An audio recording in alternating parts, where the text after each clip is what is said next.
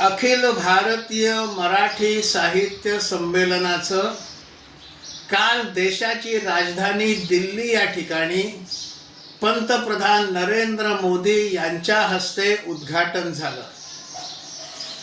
दिल्लीमध्ये अखिल भारतीय मराठी साहित्य संमेलन होण्याची ही दुसरी वेळ. पहिली वेळ 1954 साली अखिल भारतीय मराठी साहित्य संमेलन दिल्लीत झालं. तत्कालीन पंतप्रधान पंडित जवाहरलाल नेहरू हे त्याचे उद्घाटक होते. पंडित नेहरूंना आपण हिंदू आहोत याच्याबद्दलचा कोणताही अभिमान वाटत नसे. त्यांना आपण हिंदू असल्याचा कमीपणा वाटायचा. I am a Hindu by accident असं त्यांना वाटायचं. पंडित जवाहरलाल नेहरू स्वातंत्र्यवीर सावरकरांचा द्वेष करायचे, त्यांना पाण्यात पाहायचे. ते संघाचा देखील द्वेष करत असत. संघ संपवण्याचा आपली मनीषा त्यानं बोलून दाखवलेली आहे.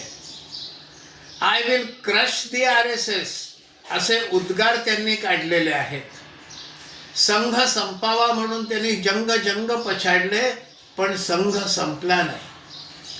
स्वयंसेवकांनी आपल्या मेहनतीनं आणि त्यागानं संघाचा वटवृक्ष केला. नेहरूंची काँग्रेस मात्र आज अस्ताच्या दिशेनं, नामशेष होण्याच्या दिशेनं वाटचाल करते आहे. काळ बदलला.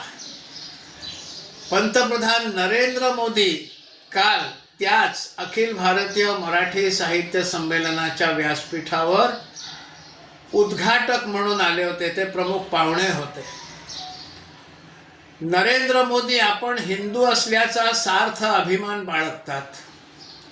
त्यांनी आपल्या भाषणामध्ये स्वातंत्र्यवीर सावरकर आणि राष्ट्रीय स्वयंसेवक संघाबद्दल गौरवोद्गार काढले आणि ज्याला चेरी ऑन टॉप म्हणतात तसं हे सगळं शरदराव पवार हे व्यासपीठावर उपस्थित होते, निमूटपणे ऐकत होते.